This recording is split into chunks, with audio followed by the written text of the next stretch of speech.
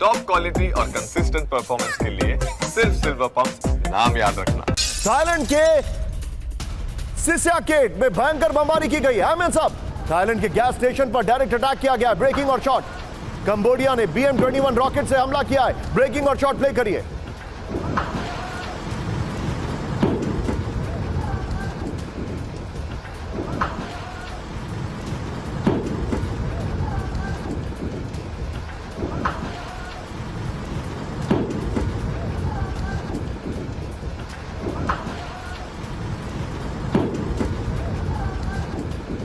में पूरा gas station तहस-नहस हो गया। मैं चाहूंगा जरा तीनों ब्रेकिंग, तीनों शॉट दिखाइए। थाईलैंड और कंबोडिया के हालात चिंताजनक हैं, चीजें आउट ऑफ कंट्रोल हो रही हैं। ब्रेकिंग और शॉट, तीनों ब्रेकिंग, तीनों शॉट। ये देखिए जरा, ये इस वक्त की बड़ी खबर।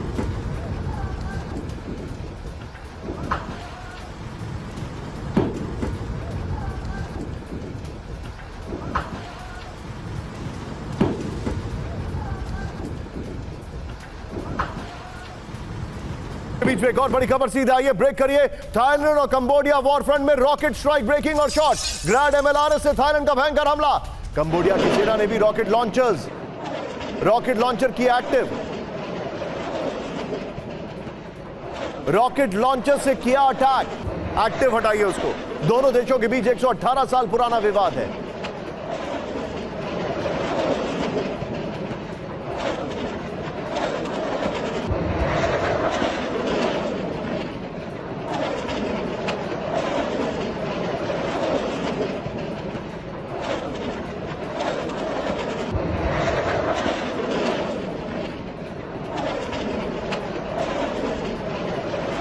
एक बड़ी खबर दिखा रहा हूं मैं आपको, ब्रेक करिए जरा। कंबोडिया के PM की UN काउंसिल से अपील, ब्रेकिंग और शॉट दिखाइए जरा। कंबोडिया के PM ने UN सिक्योरिटी काउंसिल से तुरंत बैठक की मांग की। थाईलैंड और कंबोडिया के राजनयिक संबंध टूट चुके हैं। कंबोडिया ने थाईलैंड के राजदूत को बर्खास्त किया। थाईलैंड ने भी कंबोडिया पर बदले की कार्रवाई की है। बैंकॉक से अपने दूतावास के कर्मचारियों को बुला लिया गया है। थाईलैंड ने 40,000 लोगों को इवैक्यूएट किया है। F-16 6 फाइटर प्लेन से 2 पोस्ट उड़ा दी हैं। फिर इसके बाद जो जानकारी हमारे पास आ रही है, सारे check points Thailand versus Cambodia के बंद कर दिए गए। कंबोडिया के जो प्राइम मिनिस्टर हैं वो UN सिक्योरिटी काउंसिल से इमरजेंसी बैठक की अपील कर रहे हैं। इस सब के बीच में न सिर्फ बॉर्डर के इलाकों को खाली कराया गया है, सारे एजुकेशनल इंस्टीट्यूट्स वहां पर जो है बंद कर दिए गए। वीडियो फ्लोर पर आइए। थाईलैंड कंबोडिया में भीषण बमबारी। थाईलैंड के 3 क्षेत्रों में कंबोडिया की बमबारी है। ये देखिए, थाईलैंड के 14 आम नागरिकों की मौत है। आर्मी ने यह कहा है। विजय, शॉट्स को चेंज करिए।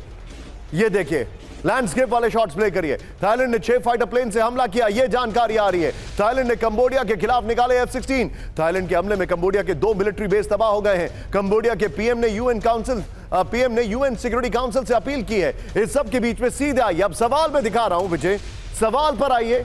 सवाल के साथ शॉट्स भी दिखाएंगे जब हम सर के पास जाएंगे। सवाल देखिए, कंबोडिया वर्सेस थाईलैंड, क्या यह नई जंग का नए वॉरफ्रंट में तब्दील होगी? नंबर 1, क्या थाईलैंड के फाइटर प्लेन कंबोडिया के अंदर और बमबारी करेंगे? क्या UN सिक्योरिटी काउंसिल के पास इस जंग का समाधान है?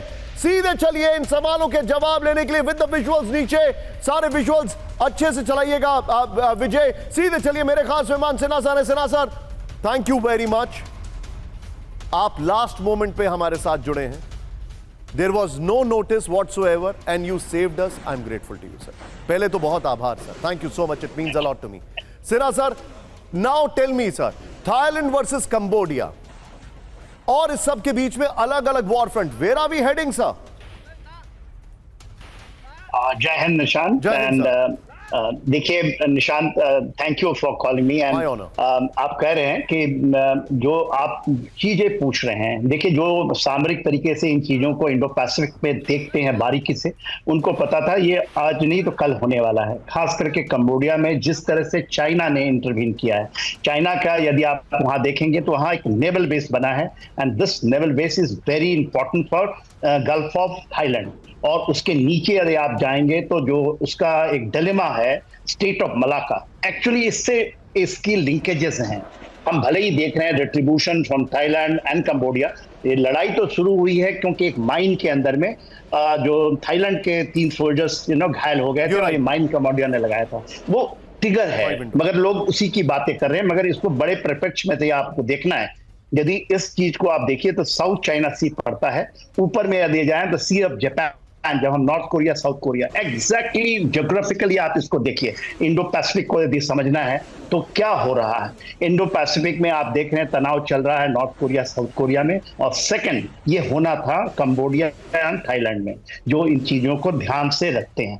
और ये साउथ चाइना सी के अंदर में और बीच में ताइवान पड़ता है, एंड दिस इज बोथ। ये कहना कि चाइना ने ही करवा दिया है, इसमें पेंटागन भी बहुत जोर से इसमें में शामिल है, क्योंकि इसमें यदि घेरना है तो you have to do it this way. आपको both from the north east side में और साउथ वेस्ट साइड देखिए। इसके अलावा जितने भी हैं, फिलीपींस को यदि आप देख लीजिए, मलेशिया को देख लीजिए या वियतनाम को देख लीजिए, जो ब्रूइंग है, because it has to shift और वेस्ट एशिया से जो शिफ्ट होगी इधर ही शिफ्ट होगा। उसका एक टाइम फ्रेम वो बता रहे थे, the extreme time frame is 2027, but before that they have to shape up.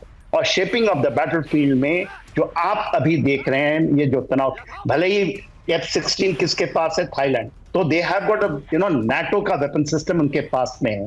Cambodia has got Chinese weapon, और उसका सबसे बड़ा जो है जो रिम नेवल बेस है, जिसके ऊपर में उन्होंने पूरी तरह से कंबोडिया को अपने गर्फ में ले लिया है। तो इज एक्सटेंशन। और पहले बात होती थी कि जब चाइना कहता था कि गल्फ ऑफ थाईलैंड से जो उसका मलाका का डिलेमा है, he wants to take it out, तो चाइना के कहने से ही ये हो रहा है। ये जो चीजें बिल्ड अप हो रही है, China is shaping the battlefield. 2 दिन पहले आपने सुना होगा